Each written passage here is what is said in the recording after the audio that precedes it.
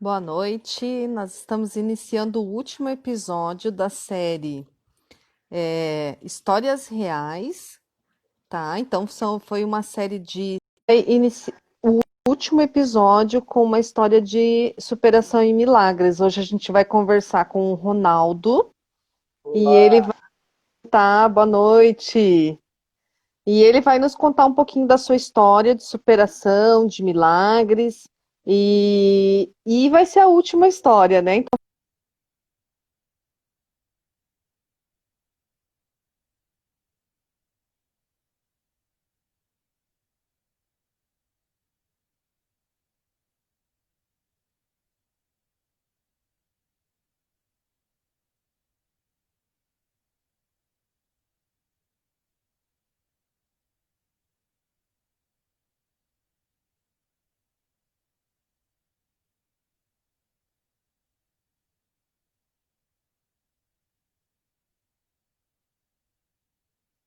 tenho certeza que pessoas que vão assistir e vai tudo ficar gravado no YouTube, tá?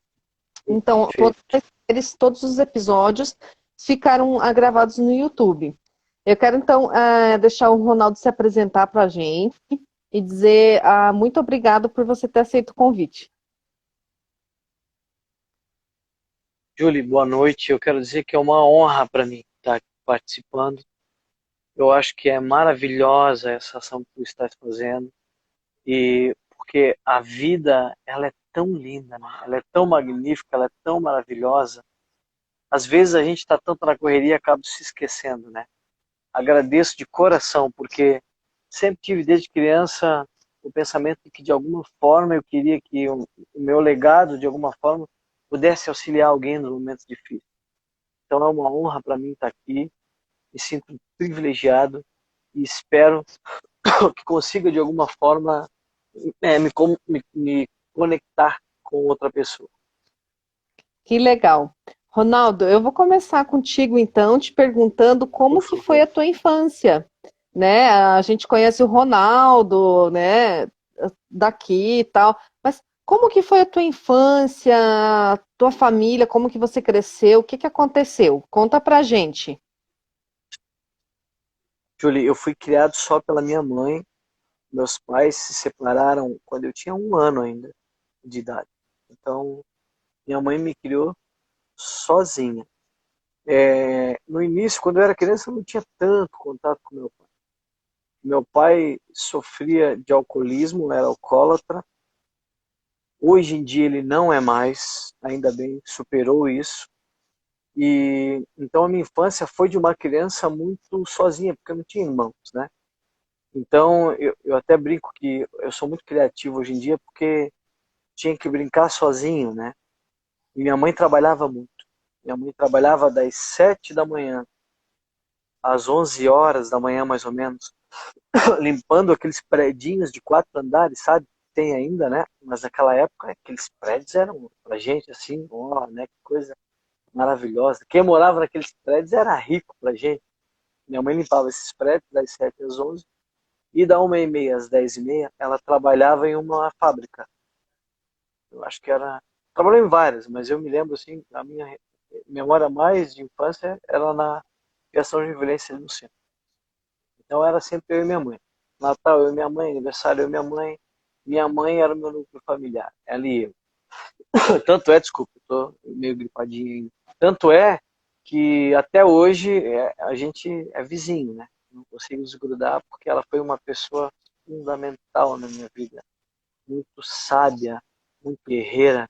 E eu sei que, porque a gente fica sabendo dessas histórias depois de adulto, e a minha mãe, veja bem, Juliane, ela ficou comigo sozinha quando ela tinha 20 anos de idade. A família do lado do meu pai, naquele momento, não tinha como auxiliar minha mãe. A família da minha mãe também não. A minha família é toda aqui de Araquari. Então, meus avós são lá, uma parte é da Corveta e a outra parte Porto Grande. Minha mãe foi para Joinville. E aí se viu em Joinville com uma criança, com 1 ano, 20 anos de idade, e algumas pessoas chegavam para ela e diziam: ah, dou o teu filho para mim que eu vou cuidar dele, vai ser muito difícil cuidar dele sozinho e tal. E ela nunca me abandonou. Ela esteve do meu lado todo o tempo, e isso para mim tem uma, uma coisa muito forte, assim. Eu devo muito à minha mãe. A minha primeira inspiração, meu grande herói é ela. Foi uma pessoa formidável. E claro, como ela trabalhava muito, né? Eu então, ali, menino ainda, porque tem uma história, Juliano, que eu fiquei em coma aos 15 anos de idade. Eu sofri um acidente e fiquei em coma. Então, tem algumas coisas que eu não lembro, mas que me contam de antes dos 15 anos. Minha mãe diz que ela diz que é com 9, 10, mas eu acho que era com 11. Diz que eu ficava falando: mãe, eu quero trabalhar, eu quero trabalhar, eu quero te ajudar, eu quero te ajudar.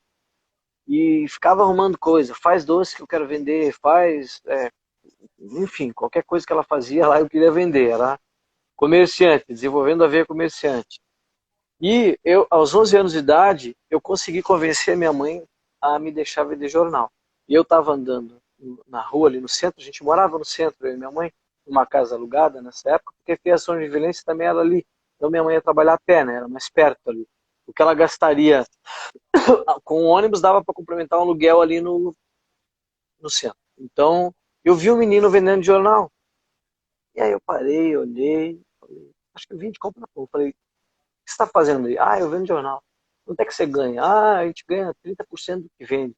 Mas como é que funciona? Ah, eles me trazem aqui de Kombi, botam a gente aqui, dão os jornais pra gente, depois... Mas eu falei: tu fica aí sozinho? Não, eles passam aqui de vez em quando, aí eles trazem pra gente um lanche e tal. E eu saí dali com na cabeça: vou vender jornal. Júlio, eu devo ter levado, sei lá, 2, 3 meses até convencer minha mãe a ir falar com o pessoal do jornal para ver como era. E ela foi lá, topou, me pegou pela mão: vamos lá então. Daí eu falei: não, a senhora pode ficar tranquila, a gente está sempre passando ali, eles não vão ficar sozinhos e tal, porque sempre fica 2 jornaleiros, então são 2 meninos, eles são bem articulados e pá. Enfim, acabei convencendo a minha mãe e vendi jornal, acho que 1 ou 2 anos de vendendo jornal. E também comecei a engraxar sapato. E eu adorava. Porque eu me lembro que eu engraxando sapato, os meninos sabiam fazer sambinha, sabe? Enquanto eu engraxava sapato. E eu não sabia fazer. Mas eu tinha que ter um diferencial, né? Ah, o que eu vou fazer de diferencial para poder aglutinar mais clientes aqui? E aí comecei a cantar. Veja só. Bom, então eu vou. Já a única coisa que eu sei fazer é cantar. Daí eu chegava para as pessoas e botava o sapato na caixa de engraxate. Eu era tão pequenininho que a caixa era quase do meu tamanho. Aí eu falava: quer escutar uma música? Eles falavam: ah, quero, mas como? Eu falava: eu canto. Ah, tu canta, canta. Ah, que música tu sabe cantar? Ah, qualquer uma que você pedir, porque eu ouvia muito rádio, sabia tudo que estava tocando no rádio. Eles diziam: mais, então pode cantar. Eu falava: mas eu vou cobrar mais caro. Era uma forma de eu ter um diferencial. E o legal é que os outros meninos, um ou outro que estava no lado, quando eu começava a cantar, começava a acompanhar no boot lá da engraxada que eles sabiam fazer. Então, a minha infância, respondendo a tua pergunta de forma resumida, foi uma infância de muita gratidão pela mãe que Deus me deu, uma mulher que sempre teve e ainda está aí do meu lado, e ao mesmo tempo de muita batalha, porque só que assim, ó, eu nunca trabalhei achando ruim, entende? Eu nunca me levantei com pesar para ir para o trabalho. Era tudo uma alegria. A única coisa que eu me lembro de dificuldade enquanto vendia jornal era quando era muito frio no inverno. Aí passava aqueles ônibus, meus lábios rachavam tudo do frio. Aí passava aqueles ônibus e me doía, porque já estava cortado, né?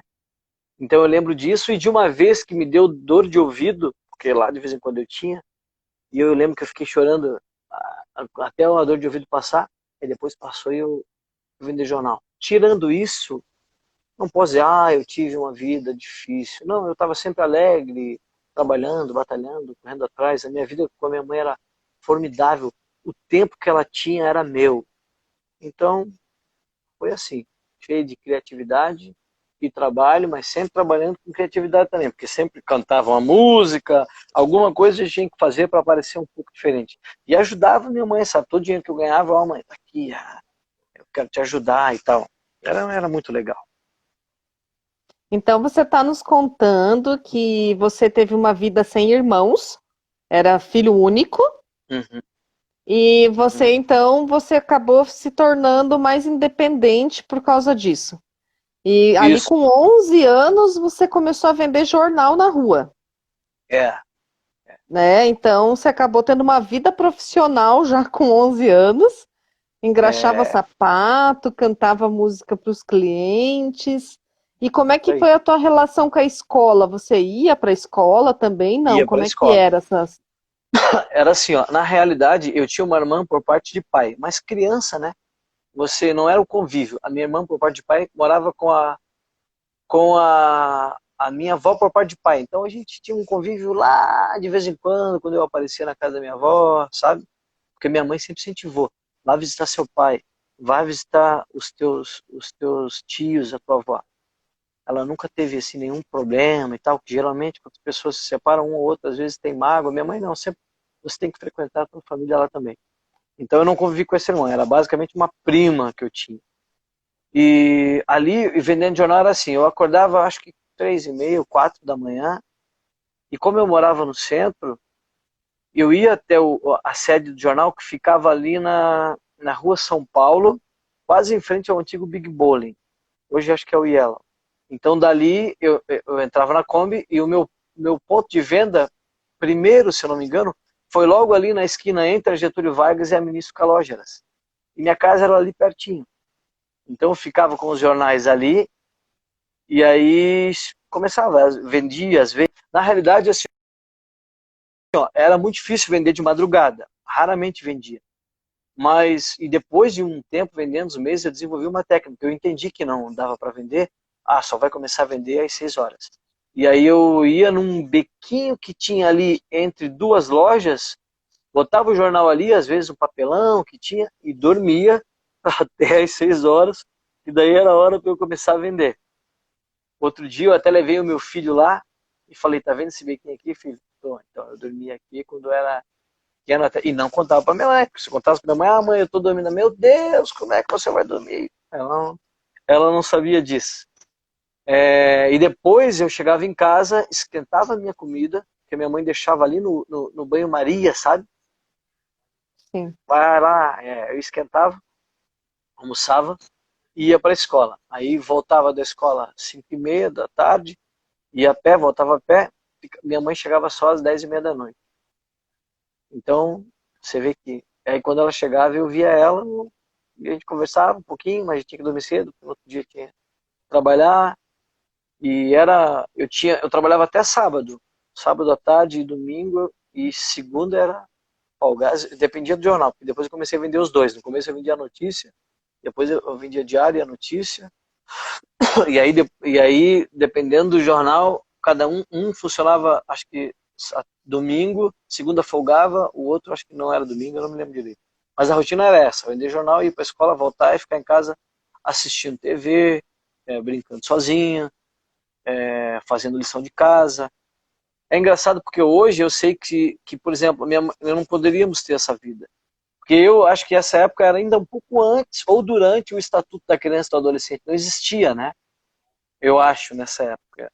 Sim. Então, eu tenho 43 anos hoje. Então, se fosse hoje, a minha mãe não poderia ter essa. Não poderia, porque a assistência social ela dizia: olha, não pode, né? Antigamente era diferente.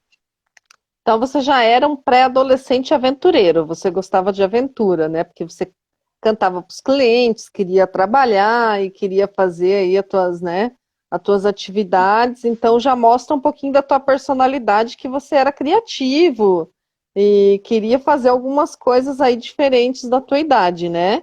E você está nos Ó, falando que você sofreu um acidente aos 15 anos? sim, desculpa, eu falei ó, porque eu tô vendo que o meu filho Jonas está assistindo, ó. Olha ali, Sim. ó. Beijo, filho, que maravilha. Aos 15 anos eu fui atravessar uma rua na BR-100, aliás, fui atravessar a BR-101 e sofri um acidente e fiquei em coma. Veja você, eu era filho único da minha mãe. Porque quando eu fiz 16 anos, ela engravidou e daí teve um outro filho que é o meu irmão, Rafael, e minha outra irmã que eu falei primeiro lá é a Rubiana. E aí minha mãe só tinha eu. Você já imaginou você dedicar a tua vida a criar outro filho com 15 anos, ele tá entre a vida e a morte? Eu não consigo mensurar a dor que minha mãe sentiu. Mas, graças a Deus, estou aqui. Não sofri sequela nenhuma, eu tive traumatismo craniano. Entrou Nossa. sangue no cérebro, coagulou. E, graças a Deus, não tive sequela. O médico até disse que podia ser que tivesse alguma, mas não tive. E até por ter esquecido algumas coisas da minha infância, eu passei a ler muito, sabe? E a Hum. Bíblia era uma leitura muito presente, assim. Eu adorava, porque tinha que buscar referência, né? E ali, para mim, foi depois que você educou, eu comecei a ler a Bíblia. Antes disso, eu não me lembro. Porque minha mãe disse que eu, desde quando comecei a ler, já lia, sabe? Então era um hábito que eu tinha. Mas depois que fiquei em coma, passei, acho que, a ler mais. E aí eu comecei a Quanto trabalhar, tempo? Juliana, registrado. Quanto tempo Oi, você pode ficou em falar. coma? Fiquei 9 dias. 9 dias. Isso. E eu comecei Então a você, trabalhar registrado aos 14. Te lembra que aos 14 a gente começava a trabalhar registrado? aham, sim. Eu 14 Então anos eu você tive minha teve, carteira de trabalho. então você está nos contando que você teve uma experiência traumática, então, porque foi um acidente grave, você ficou 9 dias internado e mesmo você sendo jovem, é uma experiência que muda um pouquinho, bate um pouquinho, né? A gente fica mais, qualquer É, pessoa que sofre um acidente, ela fica mais sensível depois, né? Então você sim. conseguiu superar esse acidente e como é que foi Uhum. essa recuperação para frente? É engraçado porque quando eu era. A minha infância, assim.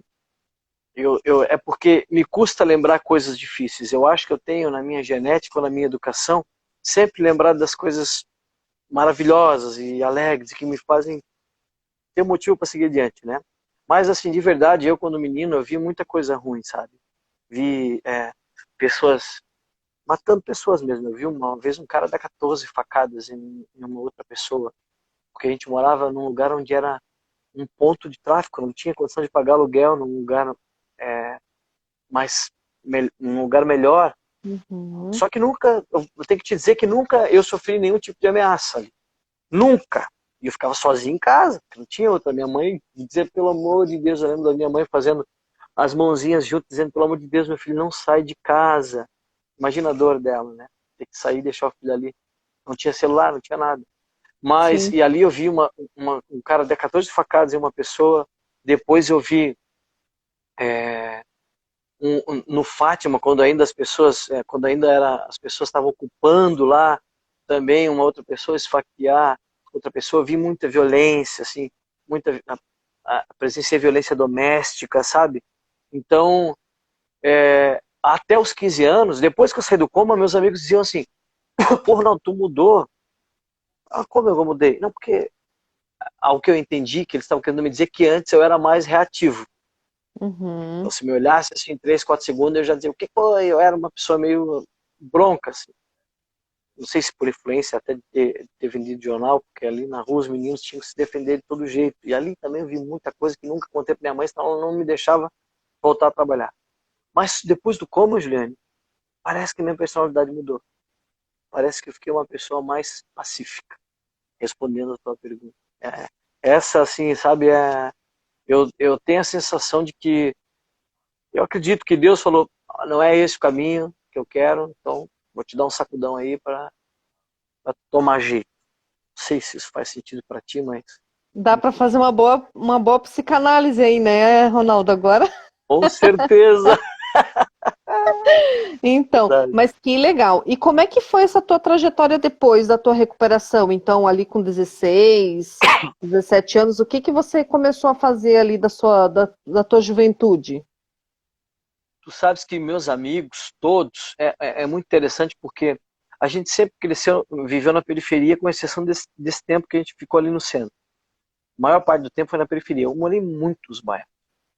Então, quando você está na periferia, eu não sei se no centro é a mesma coisa, hoje em dia acho que é a mesma coisa. Eu via os meus amigos tendo muito acesso, por exemplo, à droga, tendo muito acesso a todo tipo. Juliane, não posso, não entra na minha cabeça que é mérito meu, sabe? Nunca ter usado nenhum tipo de droga ilícita. Não entra. Eu só consigo enxergar que isso é Deus, entende? Porque eu nunca tive curiosidade que os meninos tinham.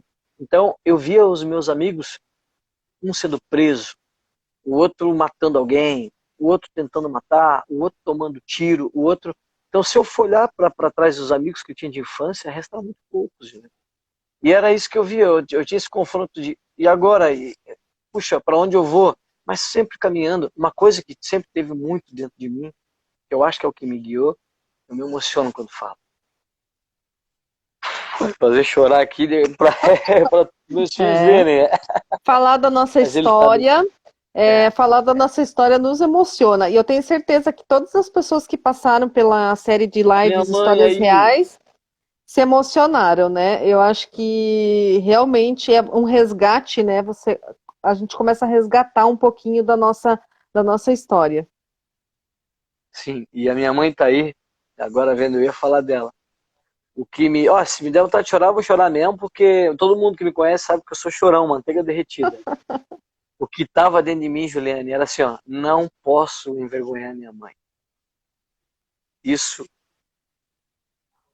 Então, quando alguém me convidava, vamos lá, pô, olha ali, nós vamos lá arrumar uma briga lá, com não sei o quê.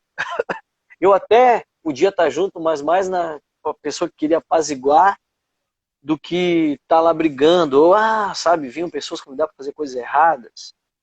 E eu dizia, não, cara, pô, vai fazer isso aí, meu. Eu tenho que honrar a minha mãe, tu não tem mãe? Então, assim, sempre fui. Meus amigos, quando eu estava perto, eles não tinham esse negócio de, mudava a conversa, sabe? Porque eu não gostava, eu brigava com eles e às vezes com um, às vezes com o outro. Foi uma infância. Se eu olhar para esse lado, é como a gente estava te falando antes. Se tu me perguntar, a primeira coisa que eu vou lembrar é das coisas boas. Mas se eu parar para pensar, teve muita coisa difícil e Deus sempre me levou para o caminho correto. Minha mãe sempre teve no meu coração e eu sempre quis honrá-la. Isso era uma coisa que estava muito viva assim na minha cabeça. E eu tinha um sonho, né? Porque quando eu comecei, aos 8 anos de idade, comecei a cantar na escola. Porque minha professora, olha a importância da educação. Uma professora que deixava meia hora para os alunos fazerem o que quiserem de lúdico. Eu quero contar piada, quero apresentar uma peça de teatro, quero cantar uma música, quero. E eu exibido desde guri, né? Então eu estava de vez em quando lá. Aí um dia eu falei, eu posso cantar. Daí eu cantei uma música, ela achou que eu cantei bem, me pediu para cantar em uma homenagem do Dia dos Pais. Eu fui lá cantar, foi a primeira vez que eu cantei, me emociono. Minha mãe estava lá. Meu pai não estava, minha mãe estava. Então, para mim, eu até, na psicanálise, né, eu acho que decidi por cantar, porque ali eu entendi, puxa, aqui todo mundo está olhando para mim. Lembra que eu falei, pô, sempre cresci, né, não tinha irmão, não tinha. Sim. Então, ali cantando, toda a atenção estava voltada para mim. Aí a minha cabeça entendeu, então é isso que eu tenho que fazer para ter a atenção das pessoas. Tenho que cantar. E aí, vendendo jornal, eu cantava, engaixando sapato, cantava, e tinha, de repente, alguém falou, olha, tu canta bem, por que tu não batalha para ir num programa de TV ou não sei o quê? E isso era uma coisa muito longe, mas eu decidi que se pudesse ia gravar um disco, era um LP, né? E era um sonho impossível. Então Minha você mãe só escreveu, eu tenho muito cantava. orgulho de você. Você A não capela. tocava, tu não tocava nenhum instrumento, nada, desde criança, você Não, só cantava. não tinha dinheiro para comprar nenhum instrumento musical, porque não sobrava, né? Minha mãe nunca me deixou faltar nada. Mas a gente tinha pro básico, entende? E aí, claro, o que sobrava a gente gastava ali, vamos comer um salada e tal. Então não tinha dinheiro para comprar um violão, não tinha dinheiro, não tinha facilidade de aprender instrumento que nem hoje em dia, porque você tinha que ir numa escola fazer aula de violão, não dá para aprender pela internet, nem tinha internet. E aí eu não sabia tocar nenhum instrumento, só cantava a capela mesmo. Depois é que eu acabei vindo a aprender a tocar violão. Ok, legal. E quando que você aprendeu a tocar violão? Então a gente está ali com 18 anos, 20 anos, como é que É, foi daí é. essa trajetória? porque daí eu comecei a fazer música, a compor música. Eu cantava música das outras pessoas todo mundo, os amigos, tipo, pô, tu canta bem, que legal e tal. Eu falei, pô, será que eu não vou escrever uma música? E comecei a escrever rap ainda, porque meus amigos gostavam e eu também. Comecei a escrever rap, comecei a escrever rap. E cantava, participei de um evento ou outro, a gente tirou o primeiro lugar no primeiro Festival de Talentos que teve em Joinville, comigo cantando e meu amigo fazendo beatbox, não tinha instrumento, não tinha nada. Beatbox, eu acho que é. Uhum. E aí, mas aí quando eu queria compor com o instrumento, eu dependia de alguém, né, pra tocar. E eu não tinha o instrumento. Aí eu falei pro amigo, me empresta o teu violão. E comecei a comprar aqueles livrinhos, sabe, aquelas revistinhas que tinha o desenho ali. Aí aprendi 4 acordes, Juliane. Com esses 4 acordes fiz a minha primeira música. E aí Nossa. não parei mais. E aí não parei mais. Então, você acha que é um dom mesmo que Deus te deu? Que você aprendeu a cantar, a compor e começou a tocar um instrumento sozinho praticamente? Fui autodidata. Na minha banda, todo mundo aprendeu sozinho. Os meninos todos aprenderam sozinho. Sabe, Juliane, quanto a dom, eu tenho a certeza plena e absoluta de que todo mundo tem um. Mas também tenho a certeza plena e absoluta de que todo mundo é capaz de desenvolver qualquer dom. O que muda é assim, na minha concepção. Ronaldo nasceu, Deus falou, olha, o Ronaldo vai de 0 a 10 para aprender a tocar um instrumento e cantar, o Ronaldo vai com 7. Aí vamos supor para a Juliane, ele falou assim, de 0 a 10 para a Juliane aprender a tocar um instrumento, ela vai com 4. Agora, para aprender a vender este trabalho, o Ronaldo vai com 4, a Juliane vai com 8. Está me entendendo? Então eu Sim. acho que todo mundo pode aprender. Uns levam menos tempo, outros levam mais. Agora, então o dom está aí. Alguns têm aptidão para desenvolver alguns tipos de dom mais do que outros, mas todos temos esse dom. Às vezes a gente não consegue tirar essa casca a gente pensa que não, porque me parece às vezes que muito da sociedade ou do conceito do que a sociedade nos impugna fica parecendo que você tem que desistir dos seus sonhos, né? Porque veja bem, eu tenho 4 filhos, eu fui pai muito novo, então como é que um homem de 4 filhos vai cantar? Ele tem que trabalhar numa empresa, ter um salário fixo ali todo mês, e eu não acho nem que as pessoas que pensam isso estão erradas. O que eu posso te dizer é que, graças a Deus, meus filhos, sabe, a minha relação com eles, eu sempre dei o que pude para eles e eu tenho uma... Durante muito tempo foi uma dúvida na minha cabeça, assim, será que eu vou conseguir fazer os meus filhos entenderem que eles têm que perseguir os sonhos deles? Que, tendo fé em Deus e tentando ser o mais justo e honesto possível, eles conseguem chegar lá.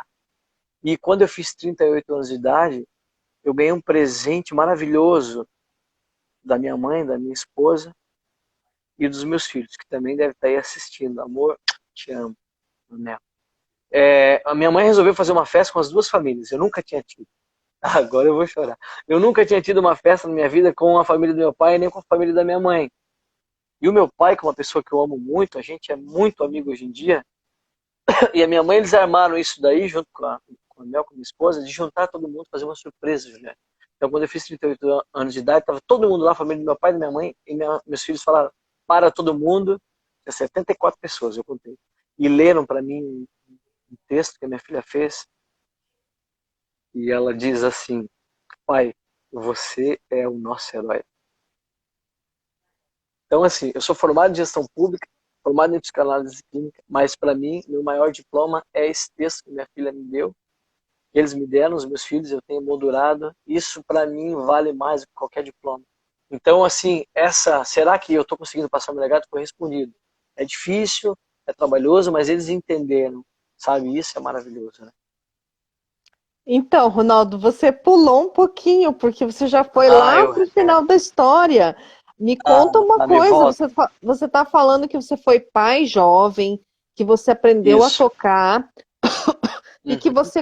que você construiu uma banda com amigos. Então, assim, a tua vida tem muita aventura aí para contar pra gente. Tem, tem. Para gravar o primeiro disco, os guris da minha banda são verdadeiros guerreiros. Eu tenho um amor muito grande por eles. Para gravar meu primeiro disco, a gente não tinha dinheiro para pagar hotel. Quem produziu o nosso disco foi o mesmo produtor do rap que eu conheci enquanto eu era garçom. E aí, porque assim, ó, eu tava tentando música, aí de repente a pressão, né? Filho, trabalhar, será que a música vai dar dinheiro? Vou arrumar um emprego registrado. Aí arrumei emprego como garçom. Lá como garçom, eu conheci a pessoa que me deu meu primeiro violão. Porque minha mãe foi lá e falou para ela assim, minha mãe vendia roupa íntima, e eu falei, ó, se a senhora quiser comprar roupa íntima, minha mãe tá vendendo. Daí ela, então fala pra tua mãe na minha casa. Minha mãe foi na casa dela, e mãe adora falar de filho, né? Daí minha mãe disse, eu tô vendendo, quero ver se compra um violão pro meu filho esse ano. Ela falou, teu filho sabe tocar? Não, mas ele sabe tocar um pouco e canta. Aí a mulher se interessou, ela e o marido, vieram na minha casa, ouviram eu cantar e falaram pra mim, vai na loja amanhã, escolhe o violão que tu quiser que a gente vai comprar um pra ti. Veja. E eles nem me conheciam direito. Me conheciam lá como garçom. E ainda lá como garçom, aí me deu o violão, eu me lembro que o meu primeiro gesto foi chegar na cozinha, me ajoelhar e agradecer a Deus. Me emociono falando disso, porque é muito forte, sabe? Eu lembro que todo mundo falava assim, o que é que esse doido tá fazendo de joelho? E eu tenho que agradecer a Deus. Alguém tirou dinheiro do bolso para me dar, acreditando no meu talento. Antes os amigos e tal, minha mãe, né, que fazia isso como ninguém sempre fez, mas aí era um estranho, sabe? É muito forte. E É. aí, eu, eu essa pessoa, esse casal, depois eu batalhei para gravar uma música, daí gravamos, colocamos ela na rádio, eles ajudaram, e a mulher falou, meu Deus, parece que eu não sei em quanto tempo a música já estava tocando e as pessoas estavam gostando, curtindo, a ajuda do pessoal da rádio também. Tem um menino que é meu amigo, o nome dele é Leandro, ele é jornalista, na época ele trabalhava na rádio, a gente nem se conhecia. Hoje em dia eu conheço ele, eu sei que ele foi um dos responsáveis por botar minha música na programação. Olha como é a vida, a gente é amigo hoje em dia. E aí as coisas foram acontecendo. Esse casal resolveu comprar mais instrumentos, porque eu falei que ia montar uma banda, aí vamos montar a banda, vamos gravar música e tal. Eles foram ajudando até que em um momento da vida, eles é que estavam tocando, mas ele ia se mudar de cidade, o marido, estavam indo se divorciar, e ela disse, olha, eu não vou conseguir tocar a banda sozinha, como é que vai ser? Eu falei, não, eu toco então a banda. E aí, 5 meses depois que eu estava tocando a banda sozinho, entre aspas, porque a dona Luzia, que é minha, eu sempre chamo ela de minha segunda mãe, ela ainda estava lá aconselhando a gente, eu consegui vender show para gravar um disco. E aí era o sonho nosso. Vê como as coisas são por Deus, né? E só que aí eu fiz uma pesquisa de quem que era o produtor melhor, e o produtor era esse cara que trabalhava com rapa, que eu vendia cerveja para ele, veja. E aí eu conversei com ele e ele disse, vamos gravar, mas vamos gravar lá em outra cidade. Aí eu falei, tudo bem, vamos gravar lá em outra cidade, porque ele falou que lá o estúdio meu vai ser melhor. E lá, Juliane, a gente teve que dormir na rua, porque a gente não... Eu vou chorar de novo. Não tinha dinheiro pro hotel. Não tinha dinheiro. Eu só tinha para gravar o disco. Sabe quem me ofereceu para mim e pros meninos um lugar para ficar, Júlio? Um mendigo. Um mendigo me ofereceu lugar para ficar. Ele viu a gente dormindo, ia dormir na rua, e ele disse assim, vocês vão dormir aí? Eu já tinha feito amizade com ele durante o dia, né? Vou, o nome dele é Marcos. Ele falou, sério, vocês são malucos dormir aí. A polícia vai vir aí, vai mandar vocês saírem. E aí eu falei, eu vou, então vou dormir naquele terreno baldio. Ele falou, não pode dormir ali. Eu falei, vou dormir aonde então? Ele falou, dorme na minha casa. Eu falei, como dorme na minha casa? Tu não dorme na rua? Tu não é mendigo? Pra mim, até onde eu sei, mendigo não tem casa. Ele falou, não, tá vendo aquela construção ali? Ah, sei. Eu moro ali, pode dormir ali. Juliane, a gente ficou lá até arrumar um lugar, um quarto que a gente pudesse pagar, porque alguém ficou sabendo, teve dó, e alugou um quarto por R$ 60 por semana, Juliane, pra gente ficar por semana. E quando eu deixei esse mendigo, a gente deixou a construção, falei pra ele, arrumei um quarto, vamos ficar lá e tal. Sabe o que ele me deu de presente? Uma cruz. Ele achou no lixo uma cruz e falou pra mim assim, eu peguei ela, limpei, tava no lixo, tô te dando de presente para tu lembrar que Deus sempre vai estar do teu lado. Tá me entendendo? Quanta lição, quanta bênção. Deus nunca me faltou. Então a gente gravou esse primeiro disco, foi uma maravilha. Aí no segundo ficaram sabendo da história, porque daí passou em alguns jornais, as nossas músicas começaram a tocar nas rádios, foi maravilhoso. No segundo já não dormimos na rua. Teve uma família lá maravilhosa que ofereceu pra gente um lugar para ficar aqui. Olha, para mim parecia que estava no hotel 5 estrelas. Eu escrevi depois para eles um agradecimento e me disseram algum tempo atrás que eles têm esse agradecimento emoldurado num quadro na sala deles. Até hoje. A família Delagnello. Eles foram incríveis com a gente. Também não sabiam, parece que alguém, sobrinho de um deles, gostava do trabalho da banda, falou, olha, esses meninos, olha a música deles, dormiram na rua, que certo, vão dormir de novo. Aí tinha um produtor, que daí nessa época já arrumou um produtor, ele também arrumou esse lugar pra gente, foi o Sandro Oliveira, o Sandrinho, que é um outro irmão. Assim, ó, Júlio, a minha banda, a minha escola principal na minha vida foi o tempo que eu vi de jornal, engraxei sapato, e a minha banda, porque, claro que aconteceu muitas outras coisas, né, ao redor disso, mas eu aprendi tudo ali, sabe? Passei por coisa que eu não posso dizer que é difícil, porque, como eu te falei, eu estava sempre feliz e alegre. Mas só Deus, Júlio, para me instruir, porque os amigos todos ali. Teve um menino, eu até fiz um vídeo dele, eu preciso falar desse menino. Eu não vou lembrar de todo mundo, já peço perdão de antemão para aqueles que eu não vou conseguir lembrar, porque eu sempre fui muito abençoado, sempre tive muita ajuda. E teve um menino que, quando eu comecei a vender jornal, ele foi uma divisão, assim, para mim, do que... Ele foi uma divisão, não, ele foi uma pessoa, Júlio, que mostrou para mim que, mesmo estando em um ambiente tão difícil, eu poderia ser honesto e digno. Porque ele estava ali vendendo jornal, então vendiam muitos meninos com a gente, alguns eram viciados mesmo, tinha menino que tirava cola, porque era muito mais barato comprar cola do que conseguir comida, então, sabe, e moravam na rua mesmo, então eu convivia com todas essas pessoas, né, ali no centro. E esse menino, ele era íntegro, o nome dele é Marcos, olha o sobrenome, Luz.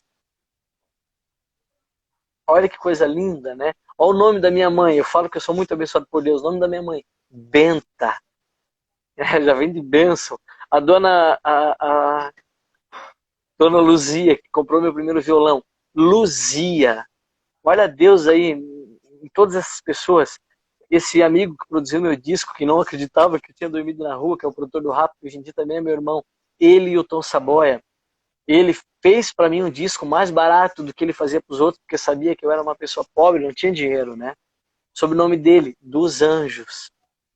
Então o que eu quero dizer para ti com isso? Deus sempre esteve presente. A palavra diz, né? Quem tem ouvidos para ouvir, ouça. Quem tem olhos para ver, veja. Eu imagino que Deus sempre esteve presente na minha vida em todos os momentos. Tá? Até hoje eu boto a minha vida muito na mão dele, sabe? Acho que não teria sido de outra maneira se não tivesse Deus presente ali. Que interessante você contando a tua história e relatando que você teve encontro com pessoas que te ajudaram, pessoas que você conheceu por acaso, né? E que engraçado como nós dependemos das outras pessoas, né? Como a gente Totalmente. precisa ser humano e o quanto a vida, as dificuldades ou as situações que nós passamos nós nos deparamos com outras pessoas que muitas vezes talvez a gente nem conheça, mas que nos estendem a mão e nos ajudam e acabam Uhum. fazendo parte da nossa história de vida também. É Isso é isso mesmo. muito legal, porque isso nos torna humanos. É Estar com verdade. as outras pessoas, né? Poder conhecer outras pessoas, poder ajudar outras pessoas, estender a mão para outras pessoas. Então você Sim. fez sucesso com a tua banda, gravou disco, e daí o decorrer, o que que aconteceu posterior? Nós conseguimos gravar 4 discos e um DVD. Eu tinha prometido para minha mãe, sempre me emociona. Tinha prometido para minha mãe que eu ia voltar a estudar porque eu parei no ensino médio quando as pessoas me respeitassem por quem eu era, Juliana, não pelo título que eu tinha. E aí cumpri minha promessa. Depois de ter conseguido gravar os discos e ter tocado em eventos maravilhosos, nós participamos do Festival Dança de Joinville, toquei com um monte de artista, conheci um monte de gente, sabe? Era surreal. Eu vi que tá o Gilly Oliver aí também entrou, um baita guitar.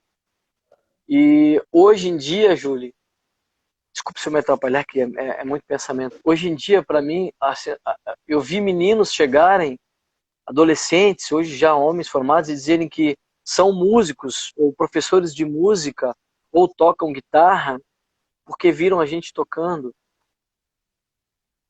Meu Deus, sabe? Eu me lembro que uma vez, em um trabalho que eu estava fazendo, eu já fiz show para um público gigante. Uma vez me disseram que um evento que a gente tocou tinha 12 mil pessoas. Mas eu vou te dizer que o dia que mais me emociona de eu ter tocado, que primeiro veio à minha cabeça, com certeza terão outros, foi um dia em que eu toquei só para uma menina com 11 anos, porque ela e o pai dela, ela não morava com o pai, a mãe estava presa, ela teve que morar com o pai e a filha nunca tinham se conhecido, e aí a filha tinha tentado se suicidar, e eu me deparei na frente dessas duas pessoas, e eu falei assim, a única coisa que eu posso fazer é cantar uma música. Tu gosta de música? Daí, eu gosto. E aí o pai foi falar com outra pessoa enquanto eu entretinha a filha, né? E eu comecei a cantar, e a filha, ela meio fechada, mas depois acabou se abrindo e foi embora, porque tinha uma outra pessoa conversando com o pai, e essa pessoa me disse, o pai estava lá dentro, em uma outra sala, que eles estavam chorando, porque ouvia tu cantar. Então, para mim, eu consigo, imagino que a música conectou, talvez, eles ali naquele momento. Então, eu tenho a minha forma de conversar com Deus é através da música, mas Deus me ensina todo dia outras formas de conversar com as pessoas. E eu consegui, posso dizer para ti de todo o coração que eu consegui realizar tudo o que eu desejei na minha vida, porque eu sempre falava assim, olha Deus, pô, eu sei que a tua vontade é antes da minha, mas tomara que a minha vontade e a tua estejam alinhadas. Julie, não tem nada que eu falo, eu não consegui isso, sabe? Não, consegui realizar tudo. E acabei me formando, que era uma coisa que eu tinha prometido para minha mãe fazer. E os meus filhos, a gente tem essa relação que eu tenho com eles. A minha filha fez aniversário agora, o Jonas faz dia 10, a Lia faz dia 26 de agosto, a Sara dia 9, a Aline dia 15 de janeiro. E a minha filha agora, a Lia, me deu um quadrinho que é Viver com Honra Sempre. Está ali em cima, pendurado aqui pertinho da minha cabeça, porque eu sempre falo isso para eles. É o nosso lema, Viver com Honra Sempre. Então eu posso te dizer que se eu te for contar a minha história, eu esqueci de um monte de coisa aqui. A gente passaria dias falando. Eu tenho grandes testemunhos. Tem uma vez que eu saí sem dinheiro da entrevista numa rádio. Aí me falaram que era no outro dia.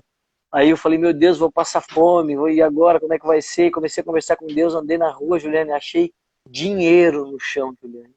Dinheiro, Juliane. Olha que testemunho lindo, né? E teve uma outra pessoa que um dia ouviu a gente tocando, gostou tanto das nossas músicas e me deu, e comprou um disco meu e pagou R$ 50. Eu falei que eu não tinha troco. Eu falei, depois eu te dou o troco. Aí ele conversa vai, conversa vem. Eu voltei para dar um abraço nessa pessoa que me deu um equipamento, porque ele também era músico. Sabe o que essa pessoa fez, Juliane? Ela falou assim, tu acha que eu fiz muito por ti? Eu falei, fiz. O nome é Guilhermo Santiago, o nome dele. Ele é palestrante. Eu falei, sim, o senhor fez muito por mim, eu não tinha dinheiro para comprar esse equipamento, muito menos o disco, o senhor comprou por R$ 50. Ele falou, quanto é para gravar um disco? Eu falei, é caro, quanto é? Por que o senhor está perguntando? Ele falou, porque eu vou pagar a gravação do teu próximo. Juliane, só Deus para fazer isso, tá me entendendo? Ele nem me conhecia. Então eu passei por coisas na vida que, se eu contar, as pessoas acham que é mentira. Uma vez fui tocar num evento de graça para uma pessoa que eu amava, amo, a dona Luzia Martins, que é minha segunda mãe. Roubaram a minha moto, Juliane. Tu acredita que no outro dia se reuniram e falaram, roubaram tua moto ontem, né? Então nós vai lá na loja e escolhe uma zero que a gente vai comprar para ti. Eu não comprei uma zero, comprei uma do meu primo que estava tentando vender, o Beto, que é daqui de Araquari também. Porque eu não falei, não, a minha moto que roubaram era velha. Eu estou contente com uma usada, se vocês me derem. Mas o que eu quero dizer para ti é que eu tenho histórias para contar que parecem mentiras, mas eu vivi isso. E só Deus. Só Deus. Que legal. A tua história, então, é uma história realmente de superação, né? E todas as histórias que passaram aqui na live, histórias reais, os 7 episódios foram histórias de muita superação e milagre. E hoje você pode comemorar, porque você realmente superou, conseguiu ir atrás dos teus sonhos, e nós somos movidos por sonhos. Então, é um recado que a gente pode deixar também para as pessoas que sonhem, tenham expectativas de realizações, porque elas acontecem, né? Enquanto mais a gente Que sonha, acreditem. mais coisas nós vamos conquistando, mais nós vamos correndo atrás e mais milagres vão acontecendo, pessoas vão surgindo É, na nossa vida, né? coisas incríveis. Então, e hoje você se formou numa faculdade que você tinha o teu sonho, já fez um novo curso, né? Conta um Isso. pouquinho para nós desse novo desafio agora teu aí, Então, que me você se formei em formou num outro psicanálise, curso. me formei em psicanálise clínica, pretendo com isso ajudar outras pessoas e me dedicar mais e aprender mais com o ser humano, sabe? Eu tô aqui para aprender, Júlia. Tô aqui para aprender. E eu acho que, é claro, também provavelmente será minha profissão, mas eu acho porque existem aquelas conversas que você tem aqui da profissão que são paralelas, que através delas você consegue ajudar o teu próximo, né? E eu quero muito estar presente na vida das pessoas dessa maneira. Eu tô vendo aqui que tá o meu primo, o Fernando Espíndola, a minha prima, a Leidiane, tá o Cris aí, que também é um amigão que eu tenho, tem o Cris de Garuva também, tanta gente. As pessoas estão fazendo parte da vida, da minha vida. Então, a gente tem que estar sempre aberto, Juliane, para o novo. Então, quando eu acabei de me formar em gestão pública, eu falei, não, mas eu acho que eu posso mais. E aí, comecei a cursar psicanálise. E olha, ainda tenho vontade de cursar teologia. Eu vou ainda tirar, sabe? Eu vou fazer isso ainda. Eu acho que eu preciso fazer e quero. Acho que vai me ajudar a contribuir ainda mais. Sim, que legal. É muito interessante ver tua história, mas daí a gente tem uma parte também aí da sua vida que você não contou, né? Vamos Hum, pular para essa parte, para essa última parte, digamos aí. É a parte amorosa, né? O que aconteceu? Parece que você achou aí a tampa da panela, como é que se fala? O é, outro pé do chinelo, como é que... isso é uma maravilha. Sabe o quão importante é a gente ter do lado alguém tão maravilhoso como é minha esposa. Eu sou casado hoje com a Márcia Mel, que é, meu Deus, é o amor da minha vida, sabe? Ela deve estar aí assistindo e, e olha, eu tenho a dizer que sou muito abençoado, Juliane, porque ela me complementa, ela me completa, a gente é muito feliz juntos. Eu sei que eu posso contar com ela. E é muito importante porque os meus filhos veem isso também e é tão maravilhoso. E eu vivo falando para ela, amor, a cada dia eu te amo mais. Como é importante a gente estar aberto para sentir o amor, sabe? E como é maravilhoso quando você admira a pessoa que é. E isso acontece comigo com minha esposa. Que legal. Foi muito importante ouvir tua história. Eu acho que foi inspiradora para mim, para as pessoas que assistiram, que vão assistir no YouTube, que vão assistir posterior, né, nas redes sociais, porque são histórias reais. E é isso que a gente quer mostrar, que as pessoas normais, pessoas reais, têm histórias verdadeiras para contar, experiências verdadeiras de superação. Eu queria saber se você quer deixar algum recado para alguém que está assistindo, ou para sua esposa, ou para os seus filhos, ou Quero, quer deixar o recado geral. Gostaria que quero deixar você, ou o se você quer seguinte. contar mais alguma coisa, né? Fique à vontade para Eu deixar não esse sei. recado para a Julie, gente. eu tenho histórias a milhão para contar. Com certeza, depois eu falo, pô, eu devia ter falado isso e aquilo. Dá para Mas o escrever um nosso tempo livro. que eu sei dá, mas o nosso tempo que eu sei que é restrito. O que eu tenho para dizer para as pessoas é sonhem, acreditem em vocês, acreditem em vocês, porque é muito difícil a gente acreditar na gente mesmo, mas quando você acredita em você, ninguém vai te desrespeitar sendo contra. E é o que eu posso dizer. Que legal. Ronaldo, eu não posso deixar de terminar essa live pedindo para você terminar com um trechinho de uma música, Ah, qualquer coisa, não tem como, né? É a última live da série de histórias reais, é a sétima história de vida, né?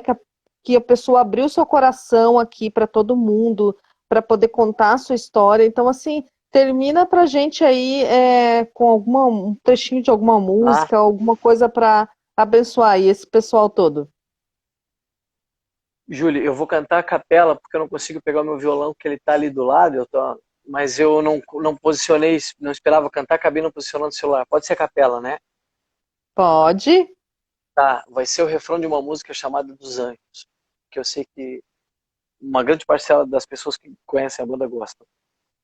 O refrão dela é assim: sou dos anjos também, e nunca estamos sozinhos. Sou dos anjos também, mas nunca estamos sozinhos, ainda que se partam os nossos corações. Beijo! Obrigado, Ronaldo. Obrigado por compartilhar da tua história. Obrigado por abrir seu coração. Tenho certeza que muitas pessoas vão ouvir e vão ser edificadas com a tua história, tá? Que você tenha aí uma Obrigado. ótima noite. Obrigado para todos que acompanharam a série de lives. E é o último capítulo, né? Quem sabe um dia a gente volta aí com novas histórias. Teremos mais. Tá bom? Um beijão. Tchau, Beijo, Júlio. tchau. Obrigado, obrigado, pessoal. Mãe, te amo, amor, filhos, primos, amigos. Tchau, tchau. Obrigadão. Tchau, tchau.